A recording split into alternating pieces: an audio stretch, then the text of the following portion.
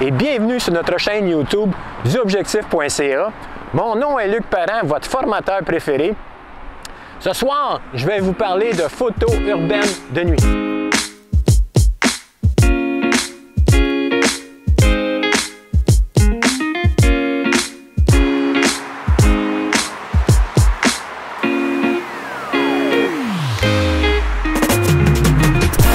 Cette vidéo s'adresse aux photographes qui veulent tenter l'expérience de la photo urbaine de nuit ou tout simplement améliorer leurs photos de nuit.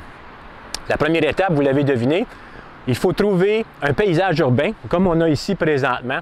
Moi, je vous conseille de venir de jour pour voir les lieux, qu'est-ce que ça a l'air, se renseigner peut-être aux gens à savoir si c'est sécuritaire ou pas, et aussi peut-être venir avec deux personnes. Deux personnes, c'est toujours mieux que tout seul la nuit dans un endroit qu'on ne connaît pas. Montréal, c'est un bel endroit pour débuter dans la photo de nuit, urbaine de nuit, parce que la ville a beaucoup investi dans l'éclairage des édifices et dans les places publiques. On est ici présentement au parc Bonaventure et c'est très bien éclairé. On a des jeux de lumière, toutes les structures sont bien éclairées.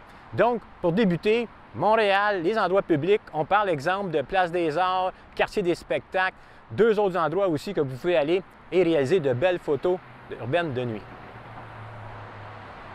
On se pose souvent la question, quand on commence une nouvelle catégorie de photos, est-ce que mon matériel va être performant, est-ce qu'il va être adéquat, je vais être capable de faire des photos avec le genre de matériel que j'ai? Si votre appareil photo est quand même récent, votre boîtier, là, s'il a 1, 2, 3, 4 ans, moi je vous dirais qu'il n'y a pas de problème. La plage dynamique de l'appareil, du capteur qui est neuf, est quand même assez grande, il n'y a pas de problème, votre appareil va être capable. Donc que ce soit un cellulaire, que ce soit un compact, que ce soit un réflexe ou un sans miroir, moi je vous dirais, appareil récent, il n'y a pas de problème, l'appareil va être capable de faire des belles photos. Si par contre votre appareil est plus vieux, je dirais 5 ans et plus, à ce moment-là, moi je ferais des tests avant avec votre appareil pour savoir s'il est capable d'aller chercher l'information quand c'est noir. Comme ici ce soir, c'est vraiment noir, donc est-ce que mon appareil va être capable de le faire? Pour faire ce petit test-là, allez sur mon site duobjectif.ca. J'ai un petit guide pratique, sous l'onglet Guide pratique, qui va vous expliquer comment faire le test. Ensuite, les objectifs. Les objectifs, bien, c'est sûr que ça nous prend des objectifs lumineux.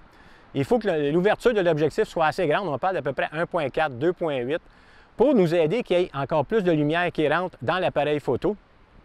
Et moi, j'utilise des grands angles. Pourquoi? Parce que souvent, je vais aller me promener dans les petites rues à Montréal, dans le Vieux-Montréal surtout. Les rues ne sont pas larges et je vais essayer souvent d'avoir le plus d'informations possible. Exemple, les édifices sont très grands, donc avec un grand angle, on va être capable d'aller chercher beaucoup plus d'informations et beaucoup plus de lumière qui va rentrer dans l'appareil photo. Mon objectif, c'est un zoom, c'est un 16-35 que j'utilise. Pourquoi? Parce que j'aime ça, être capable de cadrer moi-même. Je ne veux pas être obligé de m'en aller dans le milieu de la rue pour prendre la photo. Je vais rester sur le bord du trottoir, puis je vais simplement zoomer pour avoir le cadrage nécessaire. Si vous avez des objectifs qui ne sont pas lumineux, genre F4, essayez-les pareils. Il va simplement falloir travailler avec des vitesses plus lentes pour laisser rentrer plus de lumière.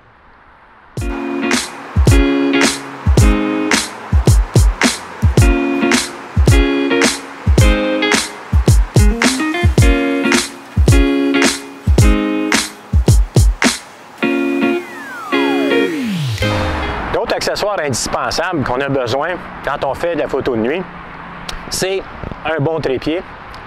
Le trépied, moi je vous suggère d'avoir un trépied à la bonne hauteur, dans le sens que le trépied, même si la colonne centrale n'est pas levée, l'appareil photo arrive à la hauteur de vos yeux. Comme ça, vous n'aurez pas besoin de travailler penché tout le temps et avoir les problèmes de dos.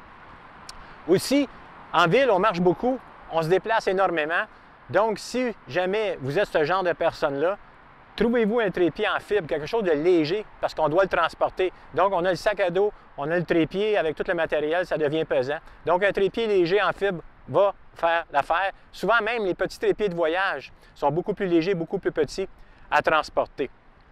Ensuite de ça, étant donné qu'on travaille avec des vitesses lentes, on va avoir besoin de ne pas toucher à l'appareil lorsqu'on veut prendre la photo. Donc, moi, ce que je fais, c'est que j'utilise un déclencheur avec fil. Donc, je suis à côté de l'appareil, je fais mes ajustements. Lorsque je suis prêt à prendre la photo, je vais déclencher l'appareil photo avec le déclencheur à distance. Si jamais je dois toucher à l'appareil, ça va créer un flou de mouvement. Donc, un déclencheur à distance avec le trépied, c'est souvent très utile. L'autre petite chose aussi qu'il va falloir apporter, il fait noir, hein? Et notre appareil photo, ici, ça va bien, on a de l'éclairage, mais lorsqu'on n'a pas d'éclairage, l'appareil photo, on ne le voit pas. Les boutons, souvent, on ne les connaît pas par cœur.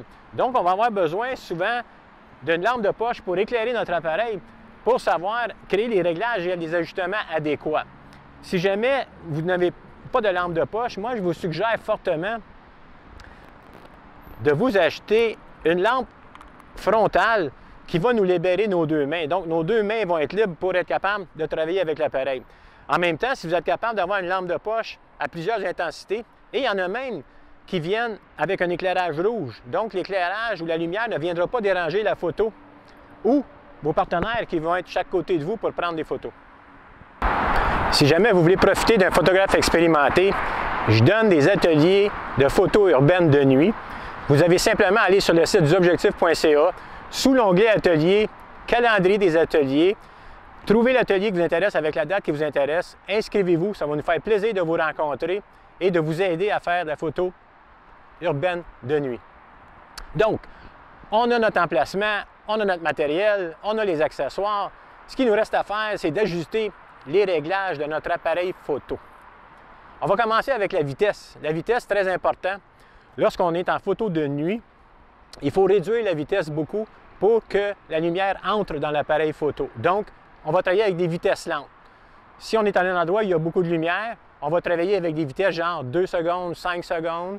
Si jamais on travaille à des endroits, on fait de la photo à des endroits où c'est vraiment sombre, vraiment noir, à ce moment-là, on va travailler avec 20 secondes, 30 secondes. Ça va permettre justement à la lumière d'entrer et d'aller au capteur pour créer des photos. Ensuite, on va parler de l'ouverture. L'ouverture, ça dépend de ce que vous voulez faire, ça dépend de l'effet que vous voulez donner à vos photos. Est-ce que, comme ici, on a une profondeur de champ qui est quand même assez loin, donc on pourrait utiliser F11, mais aussi on pourrait descendre plus bas si jamais le sujet est plus près. Pour ce qui est des ISO, on les tient les plus bas possibles, hein? À moins qu'on travaille à main levée. Si on est obligé de travailler à main levée avec quelqu'un qui bouge, avec un sujet qui bouge, à ce moment-là, on est obligé de travailler avec des vitesses plus élevées, donc moins de lumière. Donc, on augmente les ISO avec du bruit dans nos photos. Mais la plupart des nouveaux appareils ont la fonction réduction de bruit qui enlève une bonne partie du bruit, ou on peut le faire aussi avec le logiciel photo.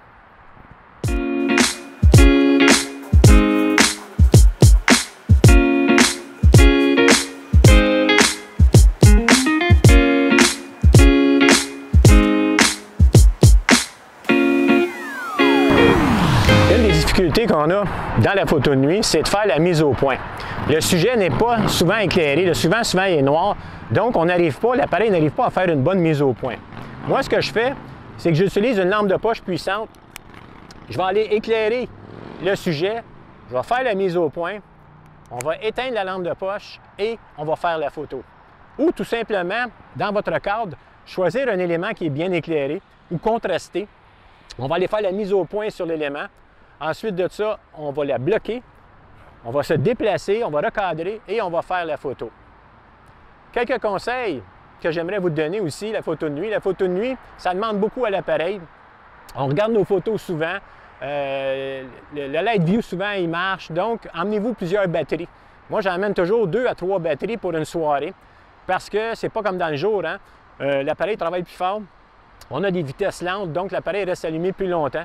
Ça demande beaucoup plus d'énergie. Fait que n'oubliez pas d'amener plus de batteries.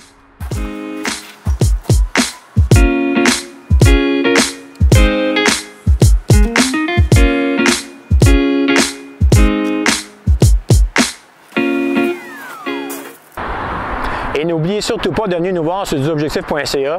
On a le guide pratique, on a des ateliers qui vont vous expliquer comment faire des bonnes photos de nuit.